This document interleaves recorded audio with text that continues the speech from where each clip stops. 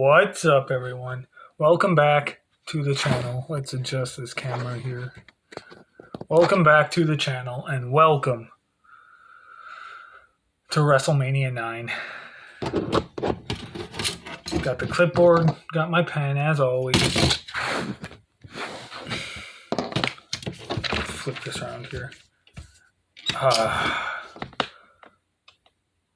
Why did I have to watch this show? And I've got Mania 11 next in 2 weeks, and that's just as bad. Anyway, let's get right into this. The review of WrestleMania IX happened on April 4th, 1993, in Caesars Palace in Las Vegas, Nevada. And it's not an actual arena. It's a structure that they built right in Vegas just for the show. I don't think if you go to Vegas now, I've never been to Vegas, but I don't think the venue is even there. I think it's just a place they built just for the show. I could be wrong. Correct me in the comments if I am, and let me know. 17,000 people in attendance.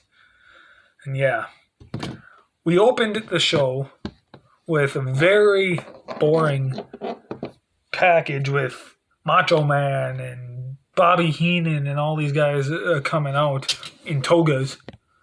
And though I love Bobby Heenan and I love Macho Man, that segment, it was like 7 minutes and it felt like an hour. It was boring. But then the first match we had was actually the best match on the entire show. Shawn Michaels, the Intercontinental Champion, defending against Tatanka.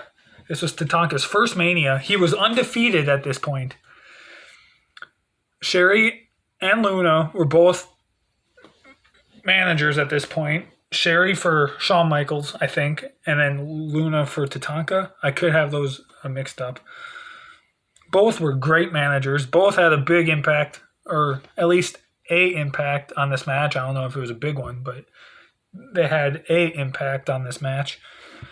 Some good back and forth action. There were some atomic drops, a super kick, some dives off the top, etc. Just a bunch of good moves.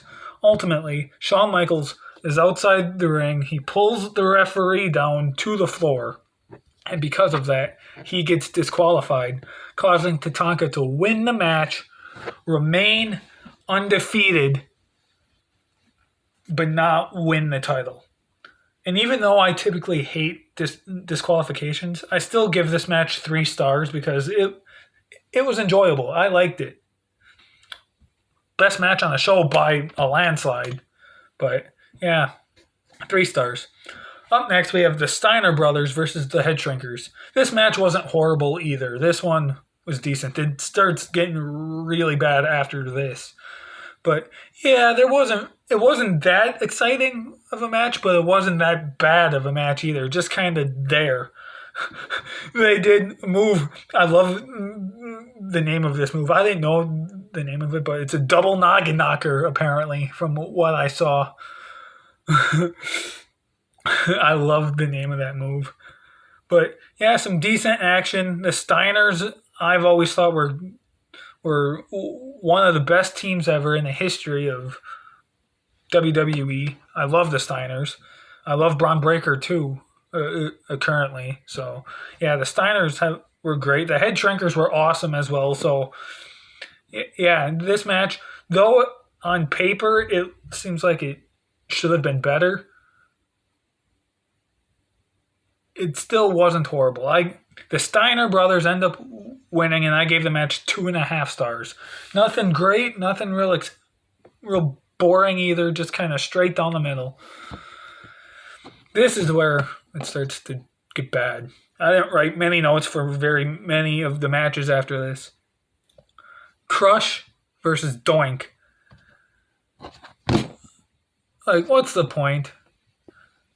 I got bored during this match. At one point, there were 2 Doinks. Doink the Clown wins. I gave it 0.5 star for that reason alone, because there were 2 Doinks, and okay, who's that other guy? I'm somewhat interested in that part, but that's it. The rest of the match just kind of sucked, which sucks because I actually don't mind Crush. I didn't think he was horrible. But, yeah, half a star. Doink wins. Up next, it is by far the shortest match on the show. I think it was only about 3.5 minutes. Razor Ramon versus Bob Backlund. On paper, this should be maybe the best match of the show on paper because both men are phenomenal. Bob Backlund had the WWE title for 2.5, 3 years? Maybe longer. I think longer. I don't remember. He had it for quite a while. And Razor Ramon is, in my mind, always been underrated. He's phenomenal. I love him. So on paper, this could have been a great match. It was the first Mania for both men, too. But this match just sucked. It was only 3.5 minutes. It didn't have time to shine and do its thing. So Razor Ramon wins, and I gave it 0 stars because there was nothing to it. Money Inc. versus the Mega Maniacs for the World Tag Team titles. Again, this match too just sucks. I was bored. It's not as bad as Razor Ramon and Bob Backlund or Crush versus Doink, but I was still very, very bored watching this. It went on way longer than it should have. This match, I think, was like 19 minutes or something. Way longer. This was Brutus Beefcake's first match in quite a while because he was out having like facial reconstruction surgery after some accident. Hulk Hogan had a black eye after some accident he got into. I think there were rumors of something else happening, but that ended up not being the case.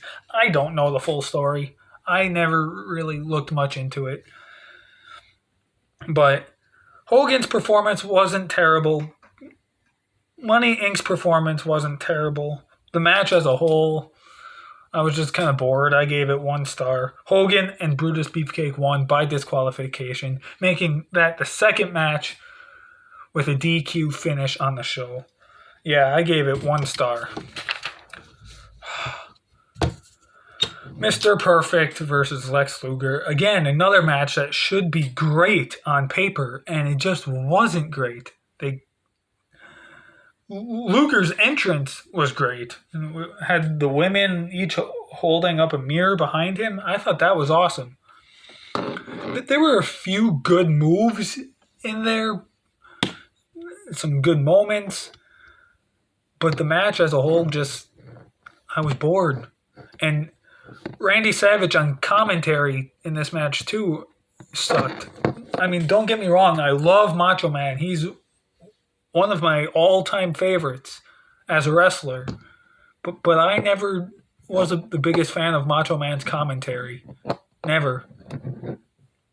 And so, darn fly. But, so Macho Man's commentary didn't make this match any better for me. And I think that's the problem with a lot of these matches is his commentary, because I've just never been a big fan of his commentary. But Lex Luger wins. I gave it 1 star.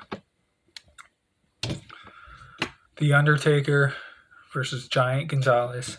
I wrote literally nothing except the winner, which was The Undertaker, who won by DQ. Because Giant Gonzalez got DQ'd from holding a chloroform rag, I guess, in Undertaker's face. Undertaker, 3rd match of the streak. He's 3-0. No stars. Probably the worst match. Maybe not only of the streak, but in WrestleMania history, or at least one of the worst matches in Mania history. I can think of 1 or 2 more that I would definitely put down there at the very bottom. This is for sure one of them. This match sucked. And it sucks because Undertaker's my all-time favorite, and I hate talking crap about him, but this match just wasn't good. And I get WrestleMania 11 next, and that match with King Kong Bundy isn't much better.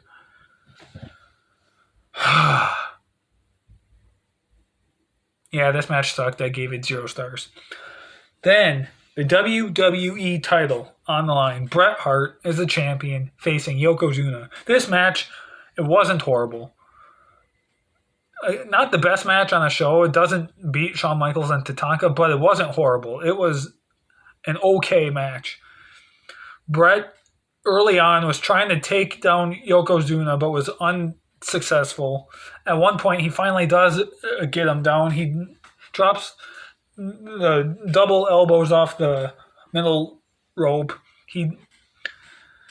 And then just Yoko pretty much just dominating because of his size. And then at one point, Bret gets the upper hand, but Mr. Fuji gets involved. He throws what he calls his Fuji dust in Bret's eyes while the referee is distracted. Yokozuna goes for the pin. Yokozuna wins. Becomes a WWE champion. I gave it 2 stars. Not horrible. Not far from great, but it wasn't horrible either. Their match at Mania 10 is quite a bit better than this one. But then after that, Hulk Hogan comes out and challenges Yokozuna to a match for the WWE title. The match is like 15, 20 seconds. Hogan wins. Becomes a WWE champion. And this would be the last time that we see Hulk Hogan at WrestleMania until WrestleMania 18.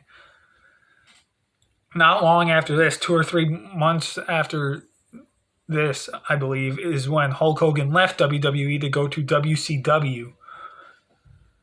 So, yeah, I gave that match 0 stars because there was only 21 seconds. Anyway, 3 out of 10 for the show. This match, or this pay-per-view sucked. I'm not sure if Mania 11 is any better. I don't think so, but I hope it's somewhat better. You guys are going to hear a rant from me in the Mania 11 review. I don't do a lot of ranting. That's usually 24/7 that does the ranting and complaining. I don't do much of that, but Mania 11, the main event, you're going to hear me rant. So you're in for something. If that's something you're interested in and is hearing me rant about stuff more often, stay tuned for Mania 11. Anyway, next week is WrestleMania 10 review with 24/7. Can't believe we got 9 of these done already. I didn't think we'd make it this far, but I'm glad we did. Thanks for watching. Fatal 4-Way match coming up very soon in the next few days, so stay tuned. Have fun. See you guys next time.